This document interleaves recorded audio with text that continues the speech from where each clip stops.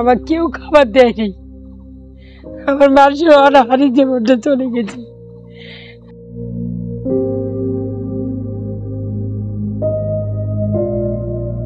আমার কষ্ট জীবন, আমার অনাহারি সন্তান চলে গেছে আমার জীবনে।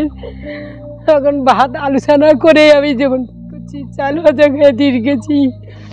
আমার জীবনে আমি মানুষ কি জিনিস ওকে দেখিনি। গাইবান্ধায় জীবন যুদ্ধে হার না মানা সংগ্রামী এক মায়ের নাম মরিয়ম। ৪১ বছর বয়সে বিধবা এই নারী একমাত্র সন্তানের জন্য জীবন যুদ্ধে দীর্ঘ ২১ বছর ধরে সংগ্রাম করে চলেছেন একাকী। ২.৫ বছর বয়সে বাবা হারা হয় মিজান। সেদিনের ছোট্ট শিশু মিজান আজ সরকারি পলিটেকনিক ইনস্টিটিউট কুড়িগ্রামের সিভিল ইঞ্জিনিয়ারিং বিভাগের ৫ম সেমিস্টারের শিক্ষার্থী। মায়ের স্বপ্ন ছেলেকে অনেক বড় মানুষ বানাবেন, দুঃখ ঘুচবে তার। আমার ৯৮ সালে বিয়ে হয়েছে। হওয়ার পরে আমার বয়স যখন বিয়ের বয়স, তখন বিয়ে যখন হয়ে যায় তখন ১২-১৩ বছর। তখন বিয়ে হওয়ার পর তখন আমার ৪ বছর ৭ মাস সংসার করছি। করার পর তখন হাজব্যান্ড আমার মারা গেছে। অধীর কষ্ট করে বাচ্চাটা মানুষ করেছি। আমার কষ্টর পর কেউ জানে না আমার জীবনে এভাবে থাকবো। আমার বিয়ের ১৮ বছর পর আমি স্বামী হারা হয়েছি। আমি খুব কষ্টই আমি ছেলে বড় করতেছি। আমার কষ্ট সবাই জানে আমি জীবনের কি কষ্ট করেছি। এই অবস্থায় আমি এখন চলাফেরা করি, খাচ্ছি। তারা আমার সন্তানক লেখাপড়া করতেছি। লেখাপড়ার ফাঁকে ফাঁকে আমি আমার সন্তানের আশা আছে আমি চাকরি নিয়ে দেবো।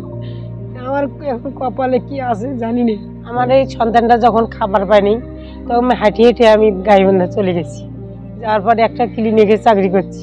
চাকরি করার পর ওখান থেকে খাবার পায়া আর আমার সন্তান খাবার নিয়েছি, খাবার দিচ্ছি। ২০০৩ সালে ১৭ অগ্রহায়ণ কিডনি রোগে আক্রান্ত হয়ে স্বামীর মৃত্যু হয়। ছোট্ট শিশু সন্তানকে নিয়ে দিশেহারা হয়ে পড়েন তিনি। কিন্তু শত প্রতিকূলতা পেরিয়ে নিজের শখ বিসর্জন দিয়ে জীবনযুদ্ধ শুরু করেন। হাজারো সুযোগ আসলেও কেবল একমাত্র সন্তান মিজানের মুখের দিকে তাকিয়ে নতুন জীবন শুরু করেননি। গ্রাম থেকে তিনি শহরে গিয়ে একটা ক্লিনিকে কাজ করতেন। সেখানে মাত্র ৩,০০০ টাকাতেই তিনি কাজ করতেন। ওই টাকা দিয়ে পাশাপাশি বাড়িতে এসে অন্যের বাড়িতে কাজ করে যে টাকাটা উপার্জন হতো এটা দিয়েই তার সংসার চালাতেন এবং তার ছেলেকে পড়াশোনা করাতেন। সেই মরিয়ম আপা কিন্তু আমরা দেখতেছি দীর্ঘদিন থেকে তিনি সংগ্রাম করে তার সংসার চালানো থেকে শুরু করে তার ছেলেকে মানুষ করা দুটোই কিন্তু তিনি চালিয়ে যাচ্ছেন। আসলে এই ধরনের সংগ্রামী মা আসলে তার মতো কোনো মায় হয় না। সে কষ্ট করে যে তার সন্তানকে শিক্ষিত করতেছে, অনেক চেষ্টা করে অনেক জায়গায় বা অনেক দূরে নিয়ে যাচ্ছে। আমি জানি উনি একজন সংগ্রামী মা এবং অনেক কষ্ট করিয়া বিভিন্ন ক্লিনিকে বিভিন্ন স্কুলে উনি চাকরি করে ওনার সন্তানকে মানুষ করছে এবং ওনার সন্তান মানুষ করার মধ্যে ওনার অনেক কষ্ট, অনেক ত্যাগ শেয়ার করা লাগছে।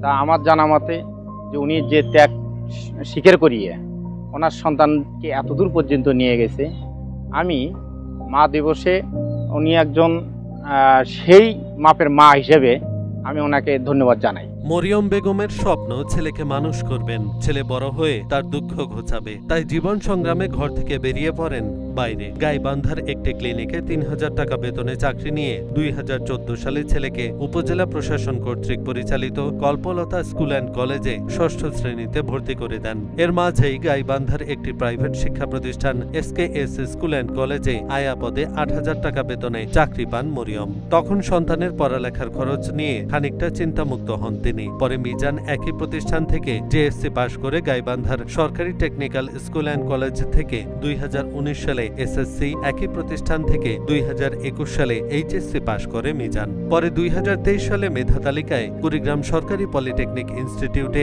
সিভিল ইঞ্জিনিয়ারিং বিভাগে ভর্তির সুযোগ পায়। সেদিন মা মরিয়ম সবথেকে বেশি খুশি হয়েছিলেন।